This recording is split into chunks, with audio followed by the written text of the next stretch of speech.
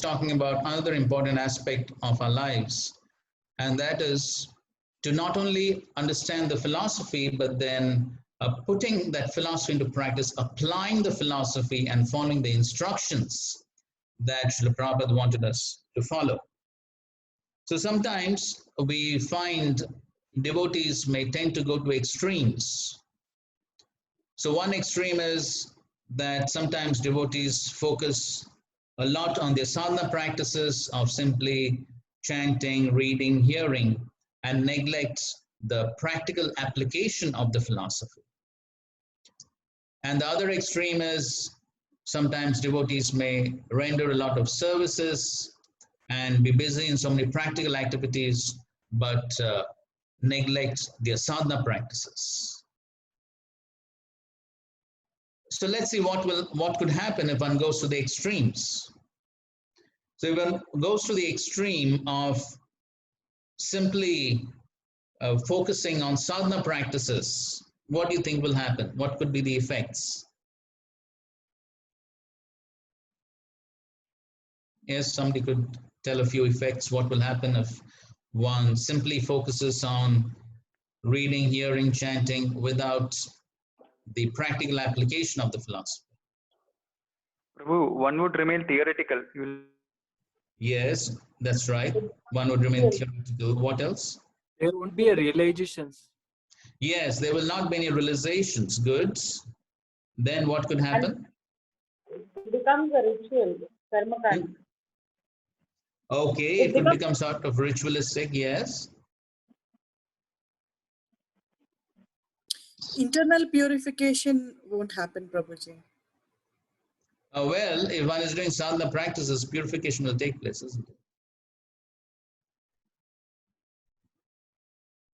One will not get the taste also to continue. Yes, that's a good point. Yes, one will not get the taste to continue. That's right. Because, okay, we'll say that later. Fine. Okay, let's go to the other extreme. What will happen if somebody is simply engaged all the time in rendering practical services without a focus on sadhana practices? There won't be a right consciousness to perform that practical or that activities. Good. Yes. So one will not have the right consciousness to perform those practical services. That's right. Yes. What else? One will feel like it's a burden my guru has given over my shoulders. Yes, very good. Yes, the devotional activities will become a burden over time. Something more? For the period, actually, one will want to shift or do different activities, but not continue with any. Okay, fine. Okay, so the services also will become sort of boring. One will lose a taste. That's right. So yes, so we find that when one goes to the extremes, there are always problems. So if one simply goes to the extreme of simply reading, hearing, chanting, then one will not get any realizations in the practice. And without realizations, one will not be able to steadily practice. And at the same time, one could become proud of the knowledge one has acquired. And so therefore, over time, one will not have taste to continue on the sadhana practices. Because in order to have the taste to even read, hear, chant, one requires the mercy of the acharyas. As the Bhagavatam says, Shushushrosha Dadanasya Vasudeva Taruchi Syan Mahat Sevaya Viprapunyatita Nishevanat. So in order for one to have the Vasudeva Kataruchi, the Mahat Seva is required. Serving the great souls, the acharyas, so serving the mission of the acharyas. So that's extremely important in order to continue to have the taste in our sadhana practices. And on the other hand, if one simply keeps on rendering services without the proper sadhana practices, then as you have already said, that the services will become a burden, one will not be able to do them in proper consciousness, and then how long will one carry the burden? Then eventually one will leave. And so therefore, what is very important is the appropriate balance between our sadhana practices and the practical application of the philosophy. As Srila Prabhupada is saying over here, participating in the temple affairs, rising early, attending Mangalarti, performing various devotional service activities. So practical activities to spread the mission of Srila Prabhupada and Chaitanya Mahaprabhu, so that appropriate balance is required. As Prabhupada says, then simply learning the philosophy will have no effects. And so therefore, we are not here to simply become some sort of bookworms and simply become scholars, but the main purpose of our reading the scriptures is so that we can apply the instructions given by our acharyas and thus make progress. Okay, somebody can read this, please. There is no need by any of my disciples to read any book besides my book. In fact, There is no need by any of my disciples to read any book besides my book. In fact, such reading may be detrimental to their advancement in Krishna consciousness, except in certain authorized cases. For example, to read some philosopher like Plato to make an essay comparing his philosophy with Krishna's philosophy. But otherwise, all such outside reading should be stopped immediately. It is simply another botheration. If my students cannot even read my own book thoroughly, why should they read others? I have given you TLC. What need is there to read Chaitanya Charitamrita translated by someone else? You are right to stop such reading. Let us see Govinda. Okay, fine. So here Srila Prabhupada is emphasizing the fact that reading his books is sufficient. Srila Prabhupada talks about this even in the Nectar of Devotion. And in many places, Srila Prabhupada emphasizes reading his books only without a necessity to read other books. So sometimes we find that devotees, after maybe a few years of devotional service, they tend to give up reading Srila Prabhupada's books and then take to reading other books. So as we were saying, one of the reasons why this happens is because of not being absorbed and systematically and deeply reading Srila Prabhupada's books and just reading them very superficially. So one of the spiritual masters and gurus within our movement, Gaur Govind Swami, so he would give an example. So he said that just like if one simply swims in the superficial parts of the ocean, what will one get? One will simply find fish. But it's only when one goes deep into the ocean that one will get the precious stones and jewels and rubies. So similarly, if one reads Srila Prabhupada's books very superficially, then after some time, it will become very hackneyed, boring. One will think, oh, Srila Prabhupada, all the time he speaks basic philosophy about the spirit soul. Let us go and try to find something else. So then devotees tend to drift to maybe books written by other authors or outside our sampradaya and things like that. And so then one could get deviated.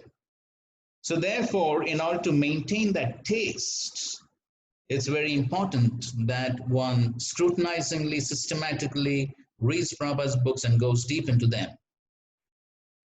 Then, when that sincere reading is there, then Krishna reveals himself in newer and newer ways every time one reads the same thing.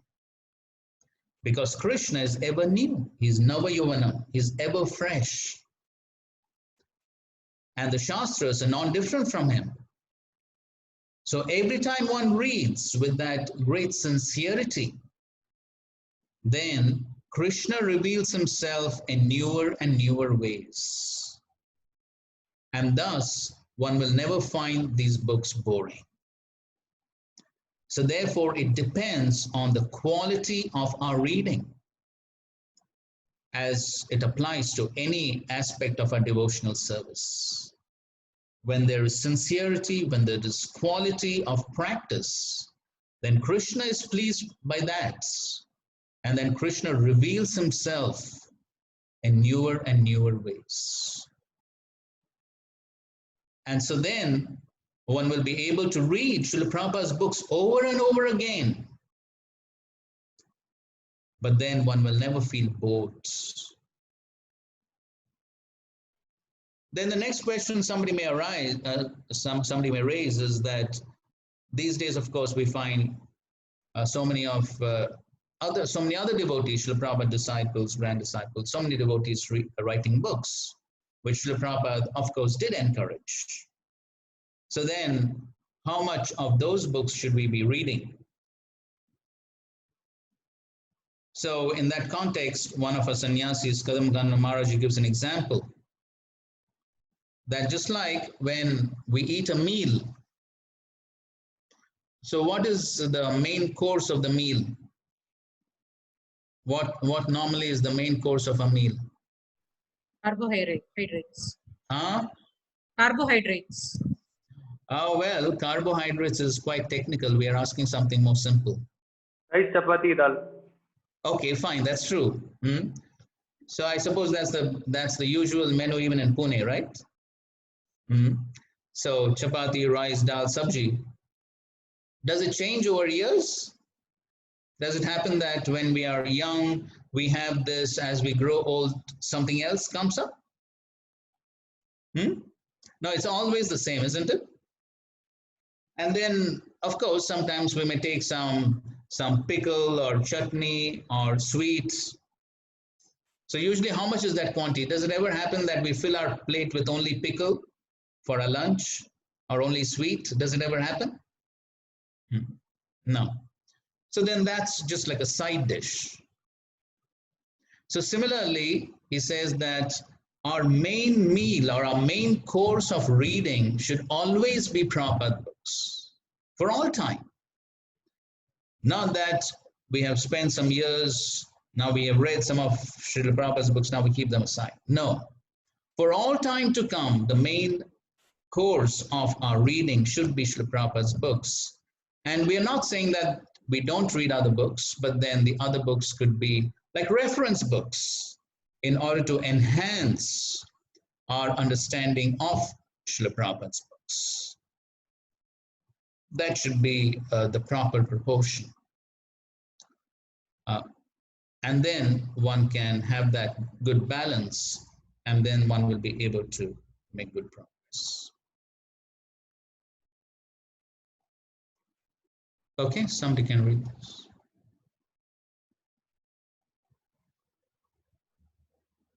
I am very much stressing at this point that all my students shall be very much conversant with the philosophy of Krishna consciousness, and that they should read our books very diligently at least 1 or 2 hours daily, and try to understand the subject matter from varieties of angles.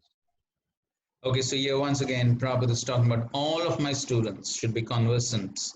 And here again, so we find in so many quotes, we have seen Prabhupada is stressing on the quality of reading. So Prabhupada says, study carefully, be absorbed. And here he says, reading the books very diligently. So again and again, Prabhupada emphasizes on the quality of the reading. And so it's never a superficial reading, but then it is a deep study. And here he's talking about reading at least 1 or 2 hours daily. Okay, so that's what Srila Prabhupada wanted, that at least 1 or 2 hours daily one read his books. So besides, of course, attending the Srimad Bhagavatam class and the Bhagavad Gita class. So that's how Srila Prabhupada wanted us to study the books on a regular basis and then try to understand the subject matter from varieties of angles. Okay, read this. In my books, the philosophy of Krishna consciousness is explained fully. So if there's anything you do not understand, then you simply have to read again and again. But reading daily, the knowledge will be revealed to you. And by this process, your spiritual life will develop. You may please me the most by reading my books and following the instructions therein. Yes, so your Prabhupada is saying that if you don't understand something, then the solution is that one simply has to read again. So by reading again and again, then the knowledge is revealed. So therefore the scriptures are called as revealed scriptures. The scriptures are not like any other ordinary books, but the Bhagavad Gita, Srimad Bhagavatam, these are non-different from Krishna. And so just like Krishna is understood by revelation, so similarly the books are also understood by revelation. Knowledge is revealed, spiritual knowledge is revealed by the grace of Guru and Krishna. Divya Gyan Hriday Prakashito. So the spiritual knowledge is revealed by the grace of Guru and Krishna when they are pleased with our sincere practices of devotional service. And so therefore, by sincerely reading the books again and again, that's how one will get deeper and deeper insights into the spiritual knowledge. And so here also Prabhupada is speaking about reading the books and following the instructions. So it's not only just reading, but also following the instructions there. Okay, read this. A devotee in Mayapura once got up to leave in the middle of one of the Prabhupada's lectures. Where is he going? Prabhupada asked. He has some work to do, a devotee answered. This drew fire from Prabhupada. What work? Nonsense. Unless you hear, what work can you do? It will just be karma unless you hear. We cannot just read the books and do nothing for the spiritual master. But neither can we serve without the knowledge gained by reading the books. As Prabhupada states in the lecture quoted above, we must both read the books and follow the instructions. This is the combination that pleases the spiritual master the most. Yes, so you can hear this recorded lecture. So as Srila Prabhupada just begins the Bhagavatam class, one devotee gets up to leave, and then Srila Prabhupada asks, where is he going? And then some devotee replies, he has some work to do. And Prabhupada says, what work? What service he will be able to do without reading and hearing? He says it'll simply be Ugra Karma. And then Prabhupada goes on to say that if there is no sufficient reading and hearing, then this deity, the Archa Vigraha, will simply become Galagraha, a huge stone tied around the neck, a huge burden. And then you will say, why has my old spiritual master given me this huge burden around the neck? So as we were discussing, so devotional service will become a burden without the proper consciousness. And so in order to maintain that proper consciousness, that regular reading and hearing is very essential. So that we get purified of our anarthas, we are in the proper consciousness, and then we are actually able to relish devotional service.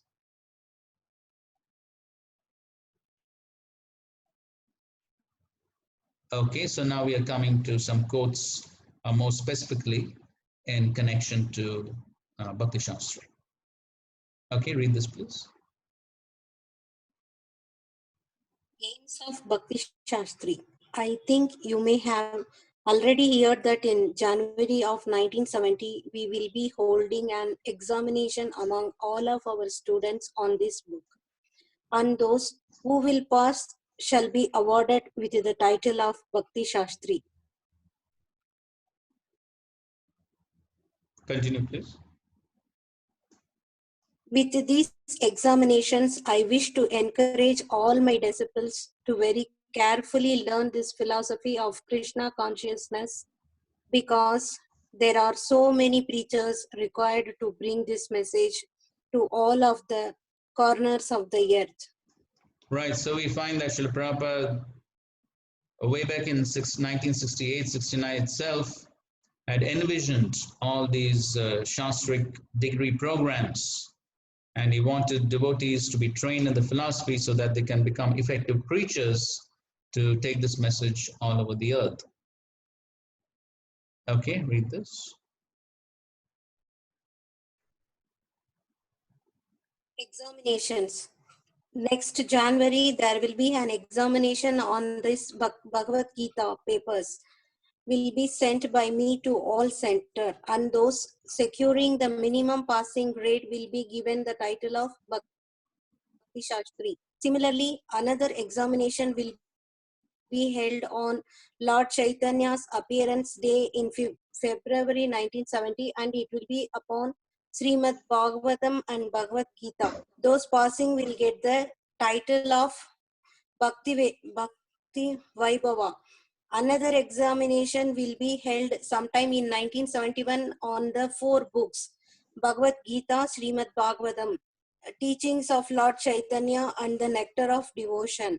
One who will pass this examination will be awarded with the title of Bhakti Vedanta. I want all of my spiritual sons and daughters will inherit this title of Bhakti Vedanta, so that the family transcendental diploma of Bhakti Vedanta will continue through the generations. Continue, Those please. passing the title of Bhakti Vedanta will be allowed to initiate disciples. Maybe by 1975, all of my disciples will be allowed to initiate and increase the number of the generations. This is my program. So we should not simply publish these books for reading by outsiders, but our students must be well versed in all of our books, so that we can be prepared to defeat all opposing parties in the matter of self-realization. Letter to Okay, so Vamsa yes, so Datta. Srila Prabhupada, this is in 1968. So we see right during that time, Srila Prabhupada himself has spoken about all these various Shastri courses. And so we are simply trying to put Srila Prabhupada's instructions into practice. And so Srila Prabhupada wanted all his followers to take up these Shastric degree programs so that the preaching takes place effectively. So Prabhupada many times has said, I didn't write these books simply for you to distribute, but these books are meant for my devotees to read them. So Srila Prabhupada definitely wanted devotees to read these books. Okay, somebody else could read.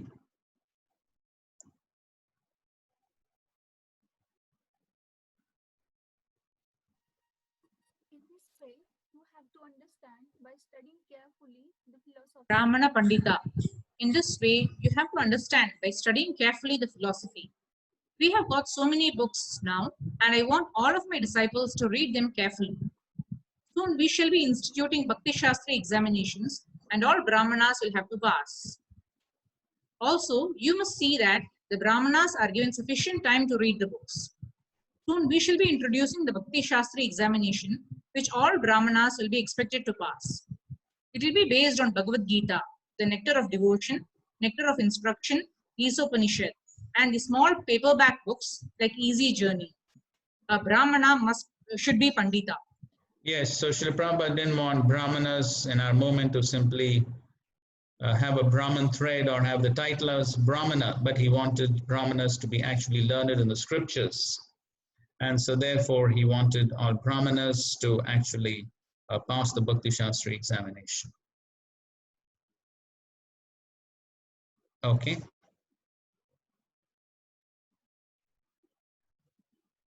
Somebody read this, please. After the student studies the Vedas under the master for some time, at least from age 5 to 20, he may become a man of perfect character. Study of the Vedas is not meant for the recreation of armchair speculators, but for the formation of character. Yes, so this is from the Bhagavad Gita purport. So Srila Prabhupada, Srila Prabhupada says that the study of the Vedas is meant for the formation of character. So this should be one of our important goals in study of the scriptures. As we were explaining in the beginning also, that the main purpose is so that we acquire this knowledge, practice it within our lives, and bring about transformation, bring about the formation of character. Otherwise, If that transformation is not there, then what's the use of simply becoming some scholars? There is no dearth of scholars in this world. There are so many people, especially in India, who can recite all the verses of the Gita, all the verses of the Bhagavatam, and speak very eloquently and mesmerize thousands of people. We have enough people like that. So Srila Prabhupada in one lecture, he says, I have personally seen in Allahabad a big Mayavadi sannyasi. He gave big lecture. Thousands of people attended. But after the lecture, he went behind the stage and he asked, where is Bidi to smoke? So there are people who can speak from the scriptures, but then are they ready to practice? Just like once a scholarly person came to Srila Prabhupada and said, I can recite all the verses of the Gita in 40 minutes. So Prabhupada said, that's fine. But can you even live your life according to one verse of the Gita? So that is what is important. Whether we're actually able to live our lives on the basis of the scripture. And that is the example that Lord Balaram, the original guru, showed in his dealings with Romaharshan. I don't know if you are familiar with the story, but then there was Romaharshan who was speaking very eloquently on the Srimad Bhagavatam in the assembly of thousands of sages. So Romaharshan was a direct disciple of Vyasadeva. But when Lord Balaram came over there, all the sages stood up in respect of Balaram, but Romaharshan, he didn't offer any respects. And so Lord Balaram taught,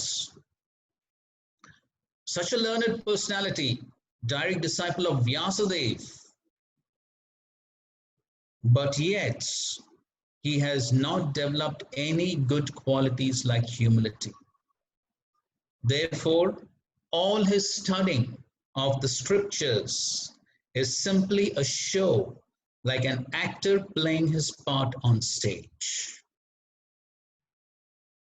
And Lord Balaram thinks, I have descended into this world to put an end to hypocrites like this.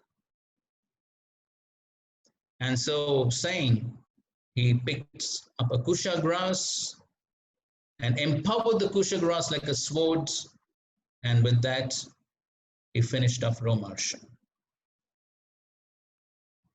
And so Lord Balaram very graphically showed that the purpose of the study of the scriptures is to actually develop character, to develop good qualities, to bring about transformation within our lives. That's the purpose. Not to become dry speculators or mundane scholars.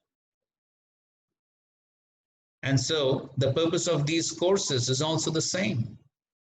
Not that we acquired these degrees and then show to the world that now I'm Bhakti Shastri and I'm a learned person. But no, when one actually becomes learned, one develops good qualities. Like the Bhagavad Gita says, Vidya Vinaya Sampanne. When one actually has Vidya, one will become Vinaya, one will become gentle. One will develop good qualities. Those are the symptoms for actually a learned person.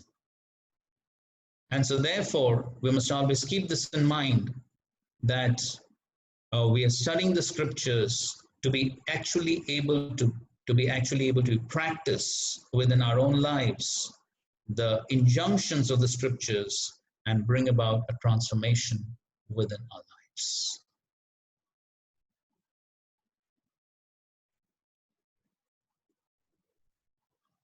So here, this is from the Brihadaranyaka Upanishad, where it says, any learning process, 3 broad stages. First is Shravana, hearing knowledge from the teacher. So one hears or one reads, but then acquiring knowledge does not end with that. So one may read, one may hear, and then one may forget. So therefore, the next stage is very important, that is mananam. That's gaining intellectual understanding by reflecting on what is learned. So when we hear these classes, as we will be hearing these Bhakti Shastri classes, one thing is, as we're hearing the classes, as we have been seeing so many quotes of Srila Prabhupada, to be absorbed in the hearing and the reading. Not that we are doing multitasking. Especially these days with these online classes, we really don't know what people do as they hear. So there's hardly any way to check what people do. So people could be doing 10 other things along with it. But then we are the losers, nobody else. If we don't hear with great attention and absorb ourselves, if we do the hearing simply superficially as a formality, we won't gain much. We may be successful in gaining a piece of paper of the degree of Bhakti Shastri. I don't know how much valuable would that piece of paper be without bringing about some transformation within our lives. So we should be clear on this point, that we are here for sincerely trying to understand the scripture so that we can apply it within our lives, not simply as a formality to gain a certificate. So therefore, after the Shravanam, what is important is the Mananam, reflecting. Prabhupada gave the example of a cow who eats the grass and then chews on that grass again. So similarly, the Mananam, the meditation or the contemplation on what we have read, what we have heard, how can we apply that knowledge, what will be the challenges in that application. So that is what is called as Mananam. So that then finally when one applies, that's called Nididhyasnam. And when one applies, then there'll be realization and one will be able to live according to that realization. Then actually the learning process becomes complete. So these are 3 steps.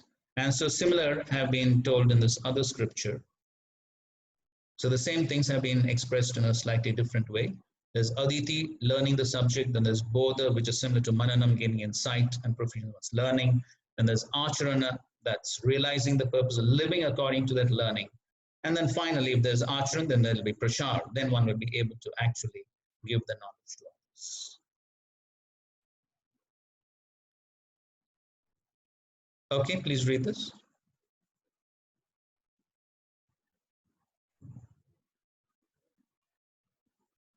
If you have no goal, there is example. If you have no goal, there is example.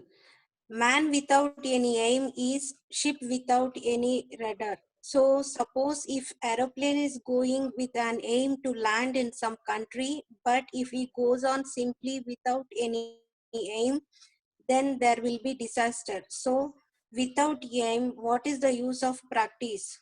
That is foolishness. Without goal, practicing is foolishness. Yes, so there must be some aim of our study. Whatever we do, definitely there should be some aim so that we proceed towards achieving that aim, those goals. And so therefore, as we are studying this Bhakti Shastri course, we should also be clear as to what are our goals, what are our aims, and what are we trying to achieve. Okay, so those are some quotes on the importance of Shastra study in general and the Bhakti Shastri course. So I don't know if you have been given the handbooks.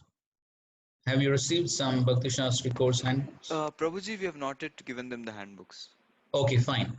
So in any case, I'll just tell you briefly about the course. Usually the course is divided into six modules or 6 units.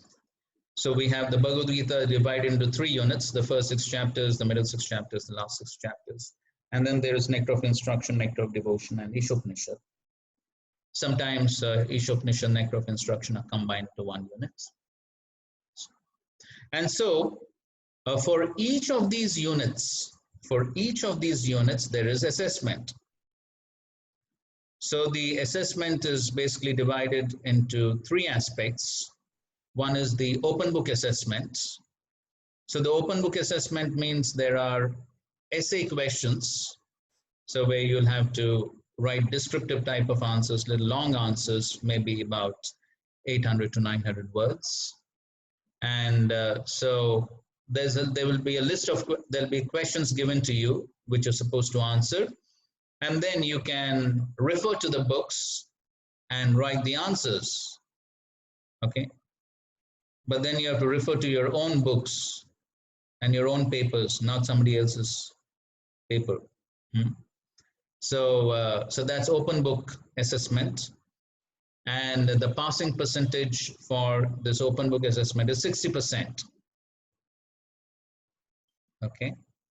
Then there is closed book assessment. So that means this exam is without, one has to write this exam without any reference to any of the books. So it's based on memory. Okay. And so here there are 2 aspects of this. One is short answer questions, and also there are some analogies to be answered. So that I suppose will be discussed as the course proceeds. But in the closed book assessment, passing mark is 65%. Now these percentages, 65%, 20%, that does not hold so much of relevance, because one has to pass in each of these for every unit. So one has to pass in the open book assessment and the closed book assessment. And then the third aspect is the verses, memorization of verses. So for the Bhakti Shastri course, there are minimum of 45 verses to be memorized from all the books. So both the verse as well as the translation. Okay, one has to memorize both, and it'll be an oral exam. Okay, it'll be an oral exam, and the passing percentage is 65%. So all these 3 assessments are for every unit, and one has to pass all these 3 assessments in every unit. Okay, so it's not an aggregate percentage, but for each of these one has to pass. And then sadhana, of course, most of you are, I suppose, householders, grihasthas, so I don't know how much this will be checked. But as far as class participation, there is a minimum attendance criteria of 75% per unit. Okay, so for every unit, one must have a minimum of 75% of the classes. So this is something about assessments. Okay, a quote from Srila Prabhupada, please read.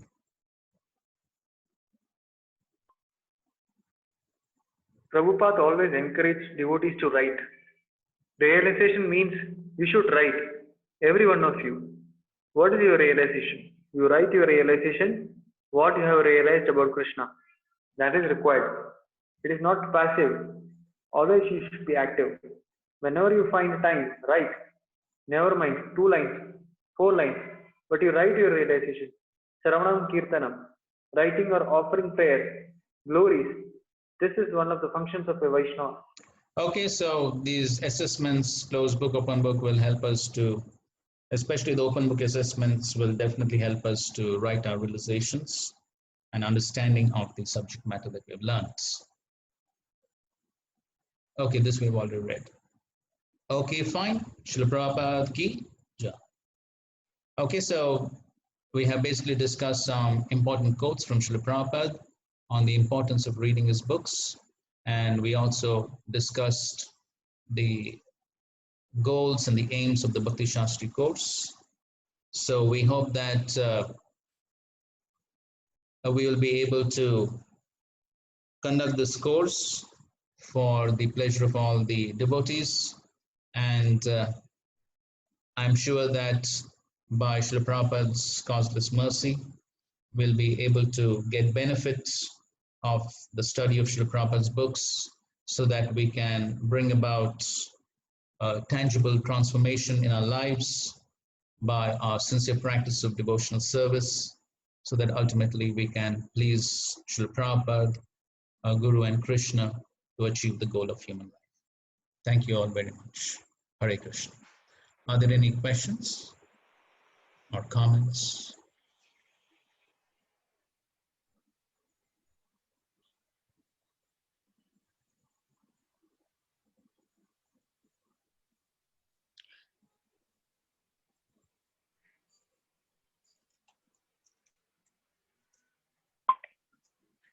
Hare Krishna, Dandapranam. Hare Krishna. Prabhuji, this is one practical difficulty which I faced while reading books, any books, not just this.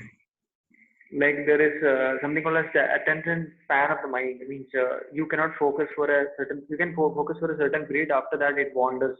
You, at the end of half an hour, you'll find yourself stuck at the same line or same paragraph. So like why it is happening and how can we work on it? Like how to read effectively? Like this is one problem which I'm facing. So of course, that's the nature of the mind. The nature of the mind is very fickle, very restless, unsteady. And so whether it is during chanting or reading, then the tendency of the mind is always to wander and it becomes very difficult to focus. Of course, that was the problem with which even Arjuna was facing 5,000 years back, where it says, Chanchalami mana Krishna pramati balavadridam tasyaham nigram anyevaya. And of course, Lord Krishna, he gives the solution. Abhyasena tu kaunteya vairagyena chagrit. Abhyas. So abhyas means practice. So as we continue to practice reading and hearing, then we'll be able to focus better. And so therefore, definitely the study of the scriptures is better in the association of devotees. Therefore, in the Bhagavad Gita itself, Lord Krishna says, Matchitta madgata prana bodhayanta parasparam katayantas shamam nityam tushanti cha ramanti cha. So this is what devotees do when they get together. They discuss about Krishna, they speak about Krishna, hear about Krishna. This is their prana, this is their life and soul. And by doing this, then tushanti cha ramanti, they feel great satisfaction and they experience great transcendental bliss.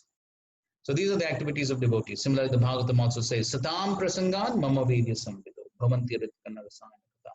Satam prasangan means in the association of devotees. So therefore, it's very important that we come into the association of devotees and discuss the scriptures. Then we'll feel very much enlivened. Then we'll be able to focus, and then we'll get deeper insights by discussions. So that is the purpose of these courses, so that we study the scriptures in the association of devotees, and that will really be much more beneficial than our own individual studies. Of course, we need to study individually also, but then if we do it in the association of devotees, then that will give us a taste to study the scriptures, and then we'll be able to do it individually in a much better way. Is that okay? Thank you so much.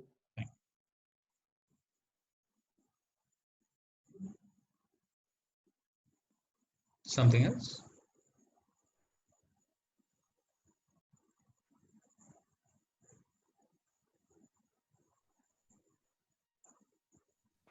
Hare Krishna, Prabhuji, there's a question in the chat.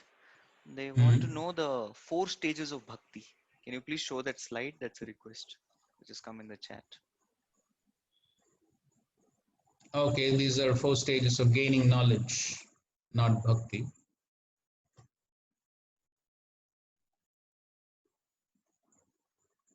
Aditi, Bodha, Acharan, Prachana.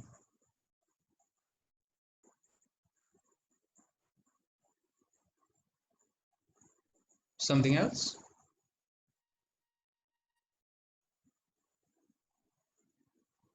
Hare Krishna Prabhuji, in what the letter that Srila Prabhupada had written, he's talking about Bhakti Shastri, Bhakti Vaibhav, and all those courses being completed in probably 4 or 5 years. In 68 he had written, and I think by before 74, 75, I think you will have Bhakti Vedantas. That's what I understand he had written. So, but now for us to complete Bhakti Shastri course, it takes 2-3 years.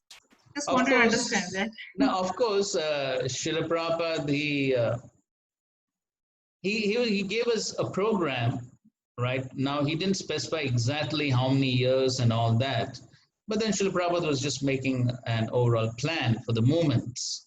Hmm.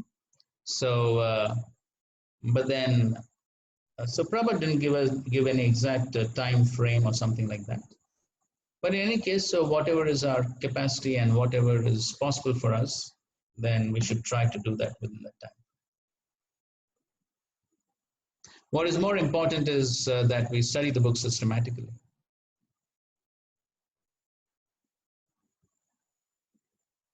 All right. Prabhuji, uh, thank you so much for giving such a wonderful session, Prabhuji.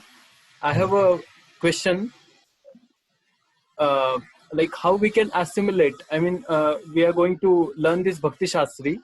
So how to organize our study, or just stick to whatever being taught by the mentor or the teacher, and just stick to that, make a notes. So how we assimilate or like organize in a way that for long term we remember also, we apply also.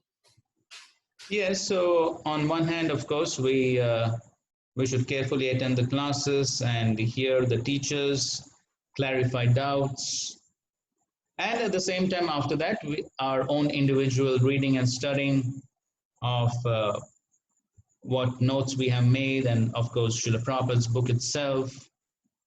And if some other supplementary books have been recommended, then we can take help of those. So both the combined hearing in the classes and also our own individual study should go hand in hand.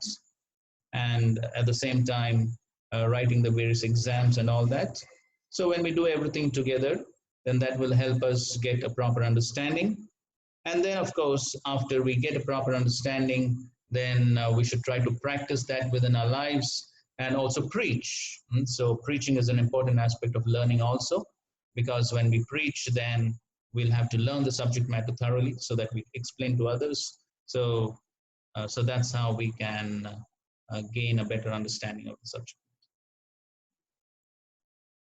Does it help? Prabhuji, Hare Krishna. Prabhuji, I didn't understand the last point. Can you please explain again? You Which said last? in the last slide, you said Srila Prabhupada wants you to write your realizations of Krishna. Yeah, so realization means whatever we learn, we write. So the point that was being made is, so by writing these assessments, closed book assessment, open book assessment, especially the open book, then the open book assessment, especially the essays, that helps us to write on the basis of our understanding and realization. So that's what Srila Prabhupada is encouraging us to write, whatever we have learned, basically.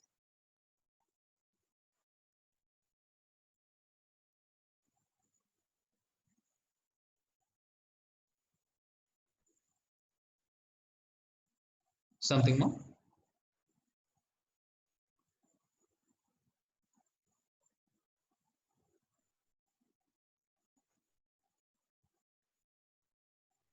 Proji, one question, bro. This second, there are three methods, like 3 steps in learning: Shravanam and Mananam, reflection. How Shravanam, of course, it can be done properly, but Mananam, like how to reflect. So, like how can we do that Mananam properly? Yes, so Mananam means we hear something, then going through what we have heard or what we have read, we go through it again, and then reflecting on how can I apply, or getting a deeper understanding, so one can discuss with other devotees, so that when one discusses with other devotees, one gets a better understanding of the subject matter. Then one could also discuss how can we apply what we have learned, what could be some of the challenges in that application, how to overcome the challenges. So this could be actually discussion amongst small groups of devotees. So actually, that's something which we definitely encourage, uh, that as we are studying the Shastras, then within small circles, small groups of devotees, maybe staying close together or friends, can come together and actually discuss on what has been heard and what has been and what we have learned, that can be discussed, and that's how there is more churning, and one can get a better insight into the subject. Thank you, Guruji. All right.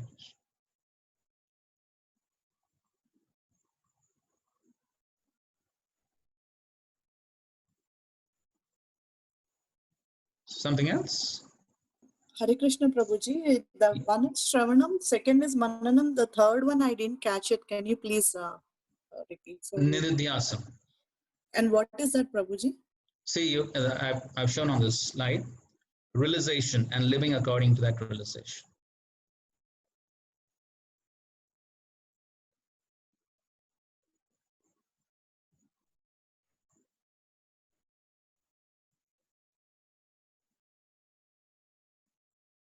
All right. Okay, fine. So thank you all very much once again for allowing me to render some service to all the devotees. Again, thank you very much, Sanatana Dharma Prabhu, for this wonderful service that you're rendering in Pune to all the devotees by creating this wonderful facility for for devotees to come together and read and study Srila Prabhupada's books. So I really very much appreciate your wonderful service that you're rendering. And we hope that this Bhakti Shastri course is very successfully and wonderfully conducted. And I'm sure all the devotees would gain a lot from this course in improving their practices in devotional service to ultimately please Srila Prabhupada and achieve success in this human form of life. So thank you all very much. Srila Prabhupada ki jai, Bhakti Shastri course ki jai, Samved Gaur Bhakta Vrinda ki jai. Hare Krishna, Krishna Krishna, Hare Hare, Hare Rama, Rama Rama, Hare. Hare Krishna. So let us all thank His Grace Vamsi Vadan Prabhu for Prabhu is very busy, but he took out time for all of us, and he wonderfully oriented all of us towards this course, making a very wonderful points and getting us very clear what exactly we are here for. So thank you very much, Prabhuji, for giving your valuable time, and we also seek your blessings that we are able to do a good amount of justice to this course. Thank you, Prabhu. Thank you very Hare much. Krishna. Hare Krishna. We request other participants to kindly stay back for a few announcements. Yes, thank you.